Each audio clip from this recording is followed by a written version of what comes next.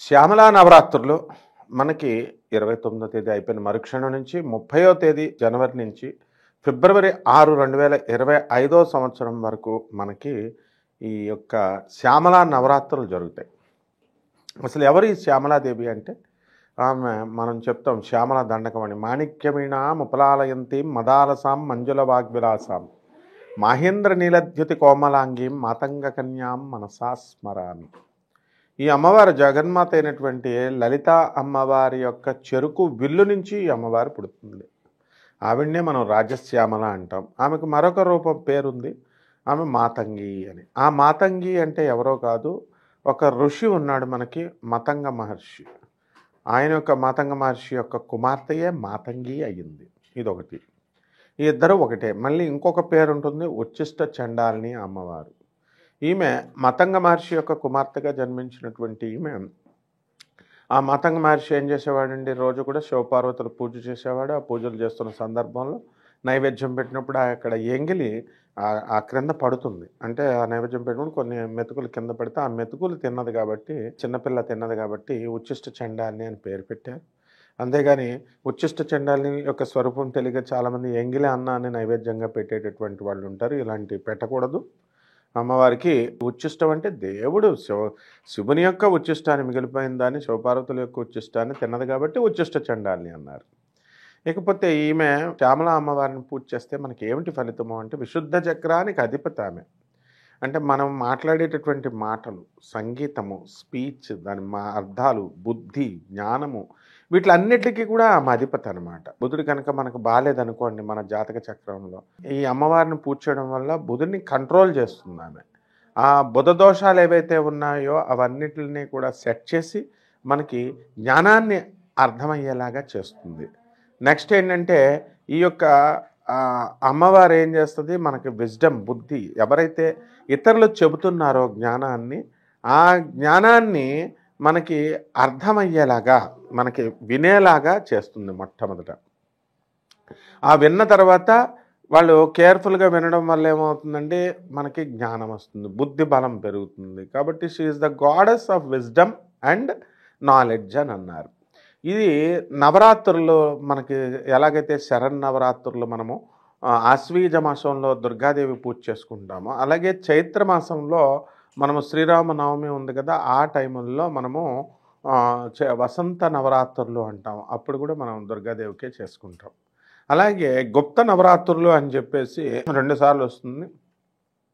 ఈ యొక్క మాఘమాసంలో మనకి చేస్తామంటే దీన్ని రాజశ్యామల అమ్మవారి యొక్క శ్యామల నవరాత్రులు అని అంటాం అన్నమాట. అంటే అమావాస్య వెళ్ళిపోయినటువంటి పాడ్యం అంటే 30వ తేదీ నుంచి 6వ తేదీ ఫిబ్రవరి వరకు కూడా నవరాత్రులు రాజశ్యామల అమ్మవారిని చేస్తాం. దీన్ని రహస్య నవరాత్రులు, గుప్తము అంటే రహస్యము అని అర్థం. అలాగే ఆషాఢ మాసంలో వచ్చేటటువంటి గుప్త నవరాత్రుల్ని వారాహి నవరాత్రులు అని అంటాం అన్నమాట. అయితే ఈ అమ్మవారిని రహస్యము అని ఎందుకన్నారంటే ప్రతిదీ కూడా రహస్యమే. ఇప్పుడు లలితా రహస్యనామ స్తోత్ర మహామంత్రస్య అంటాం.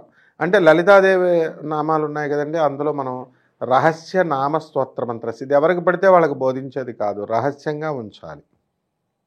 ఈ సాధన చేసుకుంటున్నప్పుడు ఎంత రహస్యంగా మీరు సాధన చేస్తారో ఇతరులకు ఎవరికి చెప్పకుండా, మడి ఆచారం అనేటటువంటిది ఈ పూజల్లో ఒక భాగం ఎలాగో, అలాగే రహస్యము అనేటటువంటిది కూడా ఒక భాగం. మీరు ఎంత రహస్యాన్ని దాస్తారో అంత ఎక్కువ ఫలితాలని, శుభ ఫలితాలని ఈ అమ్మవారు, శ్యామల అమ్మవారు మనకి ప్రసాదిస్తుంది. చతుర్భుజే చంద్రకళా అవతంసే కుచోన్నతే కుంకుమరాగ శోణే పుండ్రేక్షుపాశాం కుశపుష్పబాణహస్తే నమస్తే జగదేకమాత అంటూ మనం ఈ శ్యామల అమ్మవారిని మనం పూజ చేస్తాం. మనం ఈ అమ్మవారికి మనం పూజ చేసినప్పుడు రాజయోగాన్ని కూడా కల్పిస్తుంది, ఆకర్షణను కూడా కల్పిస్తుంది, వశీకరణాన్ని కల్పిస్తుంది అని చెప్తాం. ఈ మధ్యకాలంలో మీరు కనుక చూసినట్లయితే మనం ముఖ్యమంత్రులు అవ్వడానికి చాలామంది మనం ఈ యొక్క పూజలు చేసుకున్నారు, ఈ హోమాలు చేసుకున్నారు. రాజశ్యామల హోమాల వల్ల అందువలన వాళ్ళు మనకి ముఖ్యమంత్రులుగా ఎన్నికయ్యారు అని చెప్పి ప్రచారం చేసి చాలా ఎక్కువగా రాజశ్యామల నవరాత్రులని చేసి హోమాలు తెగ చేశారు. ఇద్దరు ముఖ్యమంత్రి పోస్ట్ కోసం పోటీ పడేటటువంటి వాళ్ళు ఇద్దరు చేస్తే అందులో ఒకళ్ళే గెలిచారు, ఒకళ్ళు ఓడిపోయారు. అంటే ఏంటి అర్థం? మరి ఇద్దరిని గెలిపించాలి కదా. అంటే దీనికి దానికి సంబంధం లేదు. మీకు ప్రజాకర్షణ జరుగుతుందంటే ఏంటండి, మీరు చక్కగా మీరు ధనాకర్షణ జనాకర్షణ రావాలంటే మొట్టమొదటి నుంచి కూడా మీరు ఆ ఉపాసన చేయాలి. అంతేగాని అర్ధరాత్రి ఎవరో ఏదో చెప్పారని ఒక్కరోజు హోమం చేసేసి నాకు ముఖ్యమంత్రి అయిపోవాలా, ఇలాంటివి ఏమీ జరగవు. అటువంటి వాళ్ళంతా కూడా అలాగే చెబుతూ ఉంటారు. కాబట్టి మీరు ఏం చేయాలండి ఈ శ్యామల నవరాత్రులు అంటే ప్రతిరోజు కూడా ఉదయం నిద్ర లేవండి, తలంటు స్నానం చేయండి, 9 రోజులు కూడా ఉపవాసంతో ఉండండి, కుంకుమార్చన చేయండి అమ్మవారికి, రాజశ్యామల అమ్మవారికి. ఆమె ఎలా ఉంటుందంటే వీణ పట్టుకొని మనకి సరస్వతీదేవి ఎలా ఉంటుందో నీలం రంగులో ఉన్నటువంటి సరస్వతీదేవి అవతారం ఈమెనే నీల సరస్వతి అంటారు. దశమహావిద్యల్లో ఒకటైనటువంటి రూపం ఈవిడ ఈ రాజశ్యామల అమ్మవారు. అందువలన ఇవి తాంత్రిక దేవత ఆమె. తాంత్రాలు అని అనగానే మళ్ళీ సినిమాల్లో మీరు చూస్తున్నట్టు కపాలాలు పెట్టి కోడిగుడ్లు పెట్టి నరబలు ఇచ్చి లేకపోతే మేకబలు ఇచ్చి పంచబలు అని చెప్పి పావురాలని కోళ్ళని బ్యాడ్ సాక్రిఫైస్, యానిమల్ సాక్రిఫైస్ ఇలాంటి నాన్ సెన్స్ అంతా కూడా చేయకూడదు. వాళ్ళు చదువు సంధ్యలు లేనటువంటి వాళ్ళు, గురువులు లేనటువంటి వాళ్ళు ఏం చేస్తారంటే వాళ్ళు ఇష్టం వచ్చినట్టు ఏదో ఒకటి తంత్ర గురించి చెప్తారు. ఇలాంటివన్నీ జనాల దగ్గర డబ్బుల కోసం ఆకర్షించడానికి ఇలాంటి చెత్త అంతా చెబుతూ ఉంటారు. సాక్షాత్తు జగన్మాత అయినటువంటి ఈవిడ పార్వతీదేవి యొక్క శరీరం నుంచి పుట్టింది, గౌరీదేహ సముద్భవం అన్నారు. కాబట్టి ఆ గౌరీదేవి యొక్క శరీరం నుంచి అమ్మవారు పుట్టింది కాబట్టి ఆ అమ్మవారు జగన్మాత అయినటువంటి ఈ అమ్మవారు మాతంగి అమ్మవారిని మీరు చక్కగా సాత్వికమైనటువంటి పద్ధతులతో, కూరగాయలతో, ఆకుకూరలతో మీకు నచ్చినటువంటి నైవేద్యాన్ని పెట్టచ్చు. పాయసాన్న ప్రియ త్వక్స్థా పశులోక భయంకరి పాయసాన్నాన్ని పెట్టండి, ఆకుకూరలతో పెట్టండి. శాకంబరి అమ్మవారి యొక్క రూపంలో అమ్మవారిని చక్కగా మీరు పూజ చేసుకోవచ్చు.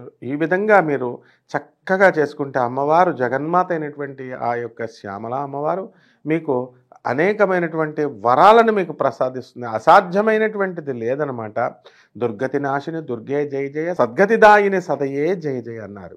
అంటే దుర్గతుల్ని, మన యొక్క పూర్వజన్మ నుంచి వచ్చినటువంటి కర్మల్ని, దుర్గతుల్ని, చెడ్డ గతుల్ని అన్నిటిని కూడా నాశనం చేసి శుభమైనటువంటి సద్గతుల్ని, మనకి మంచి గతుల్ని మనకు ప్రసాదిస్తుంది. శ్రీకృష్ణ పరమాత్మ ఎక్కడికి వెళ్ళినా సరే యోగ మాయ ఆయన్ని కూడా ఉంటుంది. ఆయన చెల్లెలు అనమాట పార్వతీదేవి. అందువల్లనే శ్రీకృష్ణ పరమాత్మ అవతారం ఎన్నిసార్లు ఎత్తినా యోగమాయ కూడా ఆమె ఎత్తి ఆయన యొక్క మెటీరియల్ ఎనర్జీని ఆమె కాపాడుతూ ఉంటుంది. అంటే ఇప్పుడు మాయాశక్తి లేనిదే మానవుడు ఎవరు కూడా బ్రతకలేడు. అందువలన శ్రీకృష్ణుడి యొక్క పనుల్లో మెటీరియల్ ఎనర్జీ కూడా అవసరం కాబట్టి కృష్ణుడిగా పుట్టినప్పుడు అందుకే యోగమాయ కూడా మనకి దేవకి కడుపున పుట్టి అదృశ్యమై నిన్ను అంతం చేసేటటువంటి వాడు వస్తున్నాడు, అష్టమ గర్భంలో పుడుతున్నాడు అని కంసుడిని హెచ్చరిస్తుంది. అలాగే మనకి ఈ శ్యామల అమ్మవారి కూడా పార్వతీ అవతారము.